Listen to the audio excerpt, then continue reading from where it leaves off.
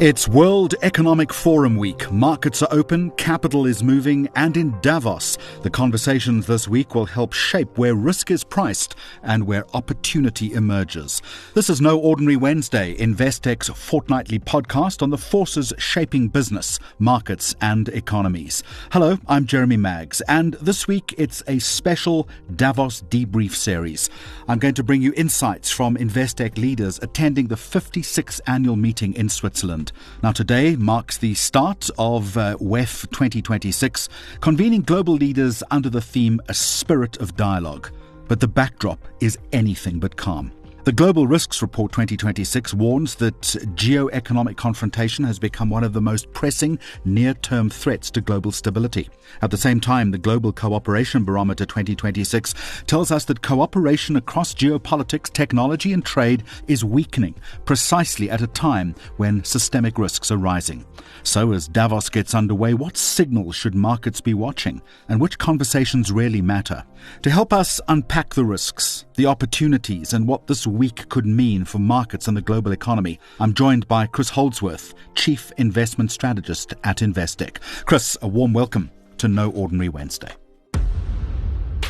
So let's start with this then. The Global Risks Report 2026 ranks geo-economic confrontation as the top risk over the next 2 years. That's ahead of even state-based armed conflict. Chris, how should investors then interpret that finding, particularly in relation to trade tensions, tariff tensions, or supply chain nationalization? I think the essence of that report is that we're seeing a shift away from cooperation to competition amongst major economies. And tariffs are an example of that. And one of the key questions that we need to answer this week, and we hope to get some guidance, is around how persistent that is likely to be. Is it the next 2 years, 3 years, 5 years? Is it a long-term trend, or is this something that is just cyclical for the short term? And if so, what are the other consequences that are likely to come about in addition to tariffs that we need to be concerned about? And I think we will get some hints in that regard, and certainly something that we'll provide an update on throughout the week as we get information. But for us, that's pretty close to the top of the list of things that we're looking out for. So let me ask you a follow-up to that. Does this shift in risk weighting from traditional geopolitical fears to geo-economic friction maybe change how we think about capital allocation and diversification? Yes, it's a great question. I think the primary concern is around the extent to which the dollar continues to be a safe haven for international investors. There's a shortage of safe haven assets across the globe. And if the dollar is not going to be the sort of safe haven that it was before, it means that we need to find other safe havens. And we will be looking out for any information with regards to that potential issue. And Chris, are markets pricing this opportunity appropriately, do you think? Or are investors underestimating the economic side of global risk? Now, it's hard to say that markets are pricing in a lot of risk when the US stock market's on a forward P of 23, which is pretty close to the top end of the range of what we've seen over the past 30 years. It does seem that the market's pretty relaxed, and we can understand why. US GDP growth has been pretty good, and earnings growth have been pretty good as well. But there is a cloudy outlook, and I would suggest that there's not a huge amount of risk currently priced in to US equities in particular. Elsewhere, it's a bit of a different story, but certainly in the US, it seems like a lot of these risks are being put on the back burner for now. All right, let me move on to this. The Global Cooperation Barometer 2026 suggests cooperation is weakening even as risks intensify. So, Chris Holdsworth, in your view then, are we in a world that is genuinely deglobalizing, or is the narrative more about reorganization, maybe new partnerships, new corridors of capital and trade?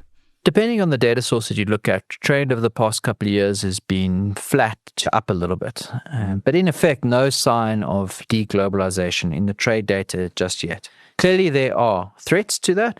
In summary, I think we're looking at an environment where the world is just a lot more complicated. We can't simply rely on the past economic relationships between countries to continue going forward. And that just makes asset allocation a lot more complicated than it has been before. And in general, it makes investing a lot more difficult than it has been before. And again, we're going to be looking out for any information in that regard. So we've put together a list of a couple of things, and I'm sure we'll talk about that shortly. And this will feature on that list too.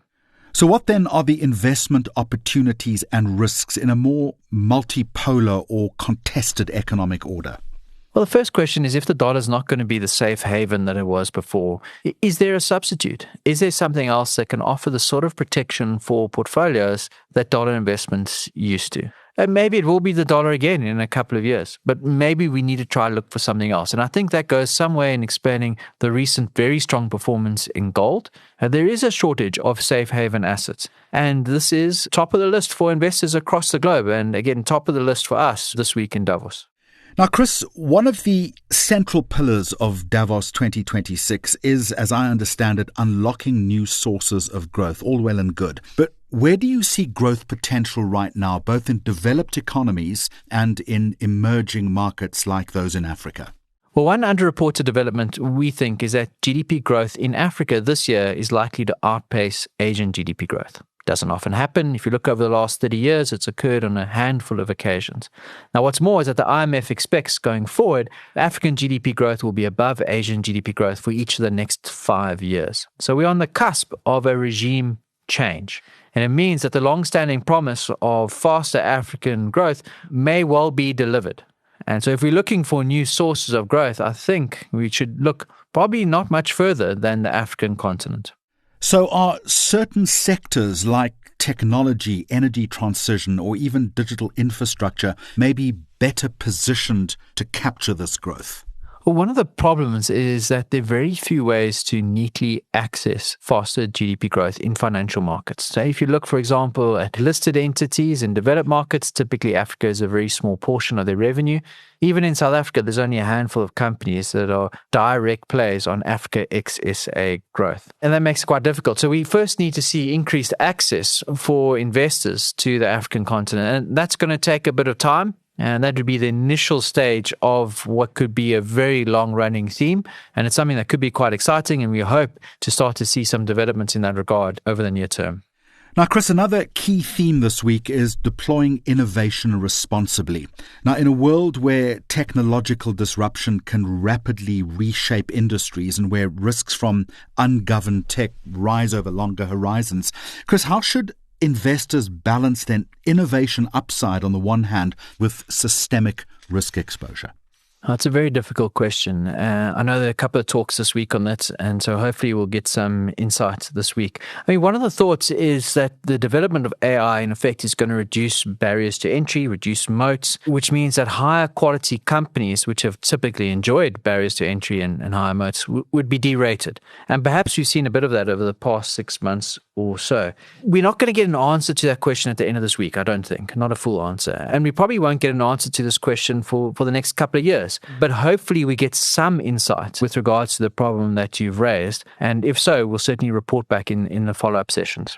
Now, Chris, the World Economic Forum agenda also emphasizing building prosperity within so-called planetary boundaries. So for investors looking beyond short-term returns, how do you think about resilience, whether for portfolios, for businesses or economies, in the face of the risks highlighted in those two reports that we've mentioned? This is a long-standing theme, the need to invest sustainably and responsibly. The theme is not particularly popular at the moment. It's certainly less popular than it was a couple of years ago. But we do think that it's going to come back into fashion over the next couple of years. And just like the AI theme, which is likely to play out over the next decade or so, we think that this theme is likely to play out over the next few years. Now, as the week begins, what are the 3 signals or outcomes that you'll be watching closely over the next couple of days that, Chris, could shift market sentiment or reshape investment assumptions? Well, as a starting point, if you look back over time, there have been a number of World Economic Forums where there's been market-moving commentary, particularly from central bankers with regards to the outlook for monetary policy. This time around, the focus is more likely to be on geopolitics, but nonetheless, this is something that's going to be pretty closely watched by investors across the globe, and everyone's going to have their list of things that they're looking out for. In terms of our list, top of the list is the point we mentioned earlier on about the safe haven status of the dollar and any information in that regard. The second is around resource nationalism, this relatively new development that's come about with regards to rare earths, but it also applies to other resources more broadly, and we're looking out for any information in that regard. And the third is questions around central bank independence, particularly in the US. Now, that's just the top of our list. We've got to be open to the idea that there may well be other commentary coming through that's out of left field that will be market moving as well. So we might not get answers to our top three. Hopefully we do, but I think we will get some information out there, even if it's not something that we're expecting at this point. All right, I want to bring South Africa into the picture now. Team South Africa is in Davos, positioning this country as reforming, stabilizing, ready for partnership. From an investment perspective, how material are these signals in a world, Chris, where capital has become, I think, far more risk selective? That's absolutely critical. There's still pretty widespread skepticism about the recovery story in SA, and it's going to take more delivery to change views. And talking to people is one thing, and talking about commitments is one thing. But at this point, we need to see signs of delivery, and you need to evidence that delivery, and you need to make it public. And this is a platform to do that. Now, Chris, a recurring theme in the Team South Africa narrative is that the country has moved from policy intent to implementation, particularly through Operation Vulindlela, energy reform and logistics modernization. As a strategist, how do you then distinguish between reform rhetoric and reforms that can actually unlock capital? Well, this is pretty important for us. A couple of years ago, we created our own SOE index to measure the performance of SOEs in South Africa. And the reason we did that is the realization that SOEs at that point were a binding constraint on GDP growth in South Africa. And if you look at that index, it bottomed around 2023. And since then, there's been a sizable recovery. And we can see that through electricity production as an example. We can also see it through the performance of container handling at the ports. So there's signs that things are turning around. And what that means is SOEs are less of a binding constraint on growth, and that allows GDP growth to drift upwards. We may even see it at 2% this year. And the more we see signs of delivery in that regard, the more we see signs of structural reform actually leading to better results, the more likely we are to see a reduction in the risk premium in South Africa. All right, Chris, a final question for you then. As investors wake up to this first day of Davos 2026, looking at a world, as we've discussed, of elevated global risk, weaker cooperation, but also new growth corridors, is there one thing they should be watching this week when it comes to South Africa's positioning in global portfolios? I think it's the extent to which South Africa is relevant and desirable for foreign investors. And that will take a combination of things. It will take a combination of policy certainty, reform, and signs of green shoots to convince foreigners to bother to look at SA. And there might still be some questions around foreign policy and the extent to which that affects the outlook for growth in SA. But I think the primary point is going to be trying to address investor skepticism about the recovery story in SA. And that's where we are going to leave it. Chris Holdsworth, thank you for that big picture outlook and for helping us prepare for what promises to be a critical Davos week. In episode 2, that drops on Wednesday, the 21st of January, we're going to explore technology, artificial intelligence, and the future of work with Investec's Global Head of Digital and Technology, Lyndon Subrayen. Until then, thank you for listening. Now remember to follow Investec Focus Radio SA wherever you get your podcasts, and if you like the channel, please take a moment to rate it and share it, as this will help us reach more listeners. Until next time, goodbye from me, Jeremy Maggs, and the entire Focus Radio team. The views expressed are those of the contributors at the time of publication and do not necessarily represent the views of the firm and should not be taken as advice or recommendations. Investec Limited and subsidiaries, authorized financial service providers, registered credit providers, and long-term insurer.